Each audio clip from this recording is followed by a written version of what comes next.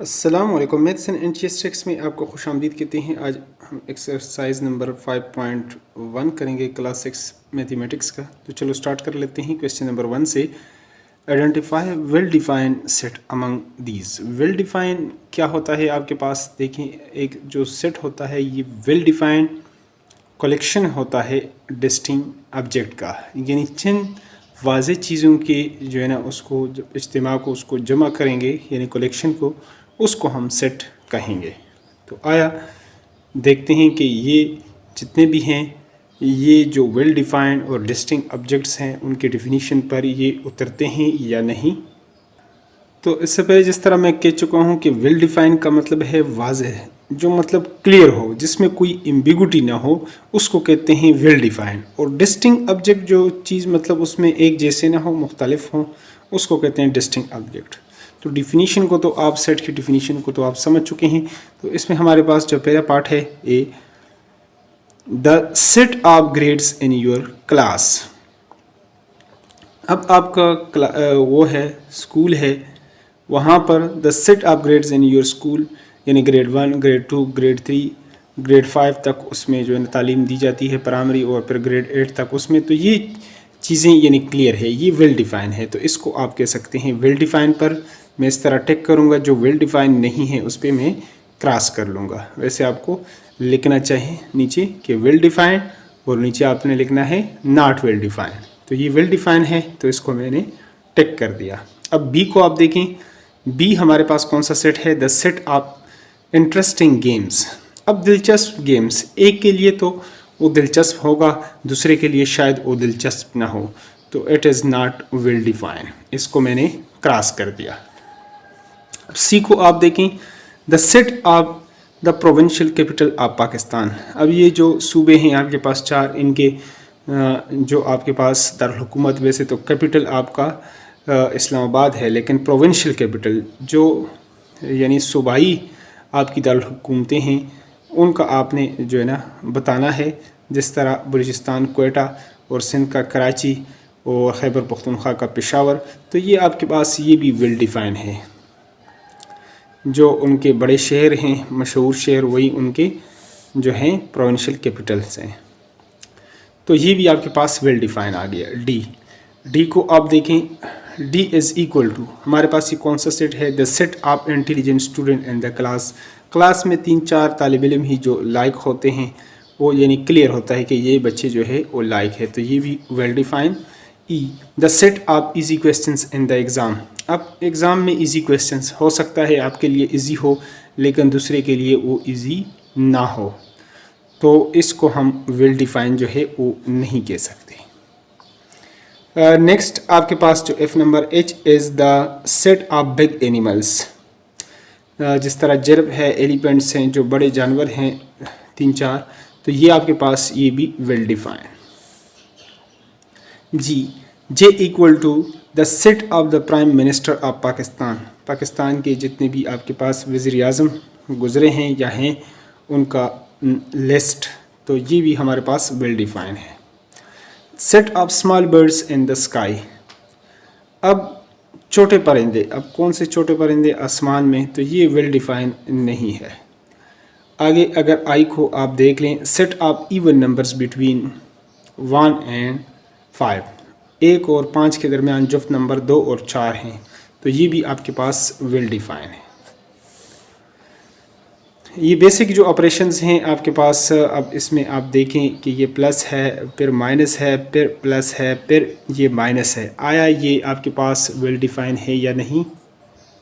तो जिस तरह हमने पढ़ा था कि सेट हमारे पास वेल डिफाइन जो होना चाहिए, कलेक्शन होना चाहिए डिस्टिंक्ट ऑब्जेक्ट का, यानी एक जैसी चीज़ें उसमें, इधर भी प्लस है, इधर भी प्लस है, इधर माइनस है, इधर माइनस, तो ये आपके पास बुक वाले बेशक लिखें, लेकिन ये सेट में नहीं आएगा। इसमें चीज़ों की जो है वो रिपीटिशन है, तो रिपीटिशन हमारे पास उसमें नहीं होना चाहिए। एलिमेंट्स का बार बार आना वो सेट नहीं होगा। सेट में हमेशा आपके पास डिस्टिंक्ट ऑब्जेक्ट होते हैं, यानी मुख्तलिफ़ चीज़ें होती हैं। के 1, 3, 5 और 7, तो यहाँ पर आप देख रहे हैं कि ये वेल डिफाइन है, यानी तादाद का सेट है 1 से लेकर 7 तक, या प्राइम नंबर्स का आप कह सकते हैं यहाँ तक।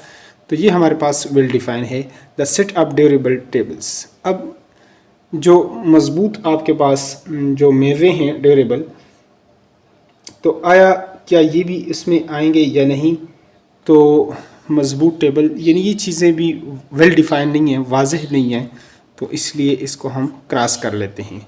Set of nice people in the neighbourhood, अच्छे लोग आपके पड़ोस में, शायद जिसको आप अच्छे कह रहे हो वो शायद दूसरे के लिए वो अच्छे ना हो, तो ये भी इसको आप नॉट यानी वेल डिफाइन। नेक्स्ट है हमारे पास set of beautiful people in town, खूबसूरत लोग, जो आप जिसको खूबसूरत कह रहे हो शायद दूसरे उसको खूबसूरत ना कहें, तो it is not well define. तो ये था क्वेश्चन नंबर 1। अब क्वेश्चन नंबर 2 को देखते हैं।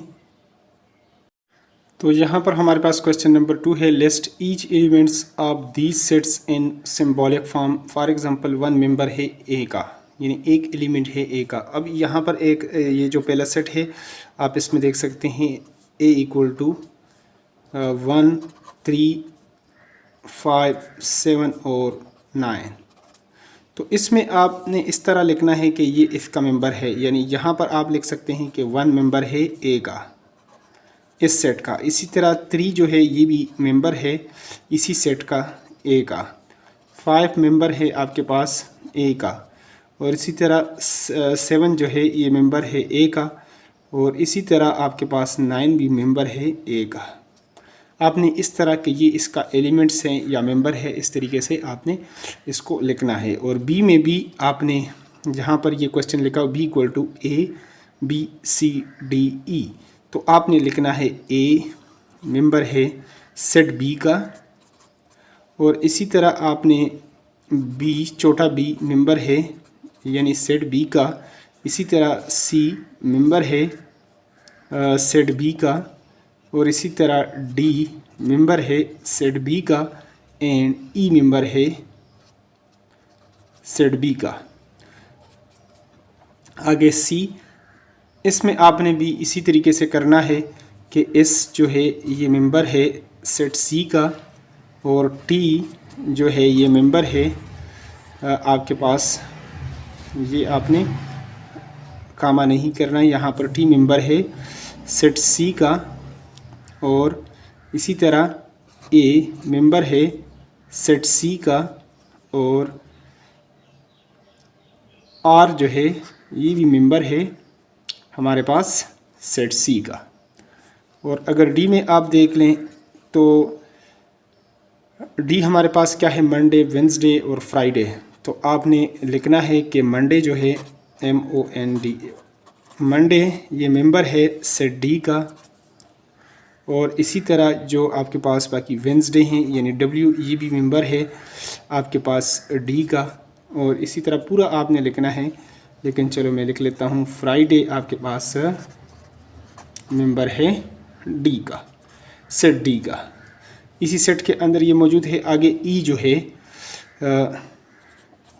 उसको आप देख सकते हैं, इसमें आप चिप्स हैं, कुकीज़ हैं और बर्गर्स हैं और फ्राइज़ जो है ये सारे, ये भी इसमें आपने चिप्स, तो आपने लिखना है चिप्स हमारे पास ये मेंबर है ई सेट ई का, और इसी तरह कुकीज़ जो है ये भी मेंबर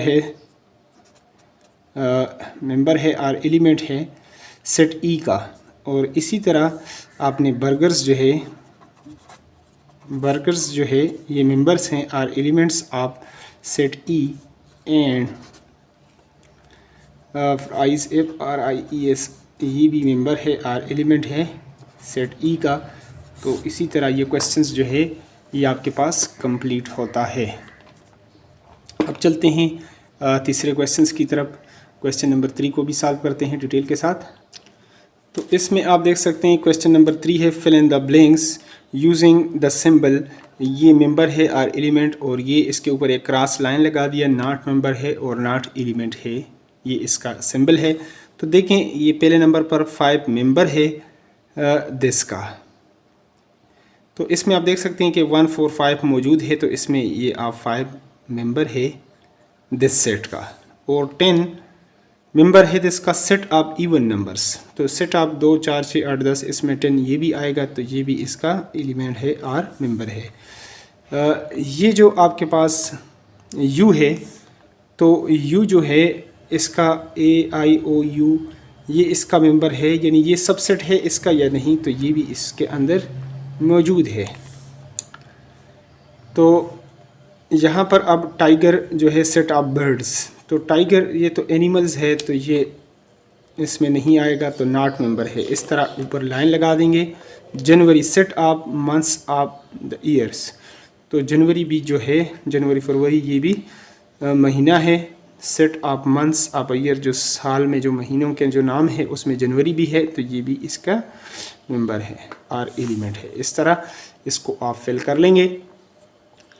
तो यहाँ पर एक चीज़ को आपने समझना है, यहाँ पर इसने सबसेट, सॉरी यहाँ पर छोटी सी मिस्टेक, इसको आप देख लें तो यू सबसेट है, इसका सबसेट है का अलग जो है वो सिंबल है। और अगर आपने मेंबर है के लिए लिखना है तो मेंबर के लिए आप या एलिमेंट के लिए ये ब्रैकेट सिन के बगैर आप लिखेंगे। इस तरह अगर लिखेंगे इसका मतलब थोड़ा सा चेंज हो जाएगा। है तो यू इसके अंदर है, लेकिन ये फिर सबसेट उसके ज़ुमरे में आएगा, एलिमेंट के ज़ुमरे में ये नहीं आएगा। तो इसलिए इसके ऊपर आपने लगाना है, ये क्रॉस लगाना है कि ये नॉट मेंबर है और नॉट एलिमेंट है। इसको थोड़ा सा आपने ख्याल करना है। क्वेश्चन नंबर 4 है हमारे पास, write the following statement in symbolic form. Symbolic form में अब इसको हम लिखेंगे क्वेश्चन नंबर 4 में।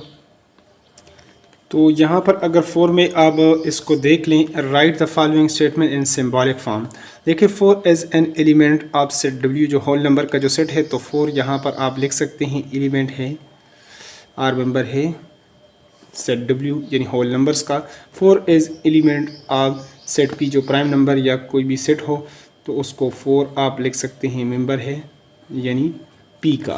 प्राइम नंबर्स यानी या कोई भी सेट है तो आपने सिर्फ यहाँ पर 4 एज एन एलिमेंट के लिए आपने इस तरह करना है, सिम्बॉलिक फॉर्म में इस तरह लिख। 0 is not the element of natural numbers. 0 whole number का सेट है, ये नेचुरल नंबर्स 1 से स्टार्ट होते हैं, तो इज़ नॉट मेंबर है। इस तरह लिखकर n, नेचुरल नंबर्स की जगह n भी लिख सकते हैं, या इधर नेचुरल नंबर्स लिखना चाहें तो भी लिख सकते हैं। वैसे n जो है आपके पास नेचुरल नंबर्स का ये सेट होता है। क्वेश्चन नंबर 5 को कर लेते हैं अब। तो यहाँ पर इसमें आप देख सकते हैं if a equal to this यानी 1 3 5 7 और 11 और b इक्वल टू 2 4 6 8 और 10, then write true and false for the following. तो देखें 3 मेंबर है a का, तो इसमें आप देख सकते हैं कि 3 मौजूद है, तो इसको आप लिख सकते हैं आगे कि ये ट्रू है, t आपने लिखना है। 5 नॉट मेंबर है b का, तो इसमें भी 5 मौजूद नहीं है, तो ये भी आपके पास ट्रू है। 11 मेंबर है, एलिमेंट है आप ए का, तो इसमें ये मौजूद है, तो ये भी आपके पास ट्रू। 0 नॉट मेंबर है बी का, तो इसमें 0 मौजूद नहीं, तो ये भी आपके पास ट्रू है। इसी तरह 0 नॉट मेंबर है ए का, ए के अंदर भी ये मौजूद नहीं, तो ये भी आपके पास ट्रू है। और एफ 4 नॉट मेंबर है बी का, तो इसमें 4 आपके पास चूँकि मेंबर है, तो ये आपके पास एफ में यहाँ पर लिखता हूँ फॉल्स है। और यहाँ पर आप देख सकते हैं कि 11 मेंबर है बी का, इसमें 11, इसमें भी आपके पास 11 नहीं है बी में, तो ये फॉल्स हो गया। और 2 नॉट मेंबर है ए का, तो ए के अंदर जो है वो 2 मौजूद नहीं, तो ये ट्रू है। और 12 मेंबर है, 12 नॉट मेंबर है बी का, तो इसमें भी 12 मौजूद नहीं, तो ये भी आपके पास ट्रू है। और सबसेट इसकी जो निशानी इसने दे दी ब्रैकेट्स के अंदर लिख लिया मेंबर है ए का। वैसे 7 अगर सिर्फ लिखा होता फिर 7 तो मौजूद हैं, लेकिन ये जो चीज़ है ये फिर यहाँ पर सिम्बॉलिकली ये आपके पास गलत हो जाएगा, यानी 7 सबसेट उसका निशान होना चाहिए, तो ये इसको मैं फॉल्स कर लेता हूँ। तो इस तरीके से अब क्वेश्चन नंबर 6 की तरफ चलते हैं और उसको भी डिटेल के साथ सॉल्व कर लेते हैं। तो क्वेश्चन नंबर 6 है right the cardinality of the following set. इसको भी इसके ऊपर कर लेते हैं ताकि आपका टाइम ज़ाया ना हो और आप समझ भी इसको अच्छी तरीके से समझ जाएं। तो कार्डिनलिटी में सिर्फ आपने नंबर ऑफ एलिमेंट सेट में बताना है 1 2 3 4 5 6 7, लेकिन लिखने का एक तरीका ये होगा नंबर्स ऑफ जो है एलिमेंट्स एंड सेट बी। अब कितने हैं 1 2 3 4 5 6 7, तो ये आपके पास 7 हो गए। इस तरह आपने इसको लिखना है। यहाँ पर आपके पास जो क्यू सेट है 1 2 3 4 5, इसमें number of elements and set Q is equal to 5। आपने इस तरह आंसर में इसको लिखना है। यहाँ पर n जो नेचुरल नंबर्स है, यहाँ पर n जो आपके पास सेट है एम्प्टी सेट, यानी इसमें आपके पास कुछ भी नहीं है। Number of elements n set n is equal to 0, यानी 0 आपके पास नथिंग, कुछ भी नहीं। अगर आपके जेब में कुछ भी ना हो, आप कह सकते हैं I have nothing in my pocket. D आपके पास जो है के जो सेट है, मैथ है, साइंस है, उर्दू है, इंग्लिश, 1 2 3 4 सब्जेक्ट्स हैं। तो इसको आप लिख सकते हैं यहाँ पर number of elements and set के इक्वल टू 4। 1 2 3 4 इस तरह आपने सिर्फ एलिमेंट्स गिनने हैं। यहाँ पर 1 2 3 यानी यहाँ पर number of elements and set R जो है वो आपके पास 3 है। यहाँ पर 1 2 3 4, तो यहाँ पर आप दे सकते हैं number of elements and set F equal to 4। और इसी तरह P equal to K L M N O है, 1 2 3 4 5 है, तो number of elements and set P equal to 5। और इसी तरह E में 1 2 3 4 5, number of elements and set E is equal to, ये आपके पास हो जाएगा 5। आपने सिर्फ इनको इस तरह गिनना था, गिनकर आपने इस तरीके से सिंबॉलिकली आपने रिप्रेजेंट करना था।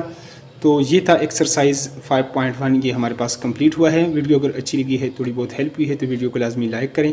चैनल पर नए हो तो चैनल को लाजमी सब्सक्राइब करें, ताकि इसके बाद एक्सरसाइज नंबर 5.2 का भी आपको यूट्यूब पर बर वक्त नोटिफिकेशन आए। Thanks for watching the video.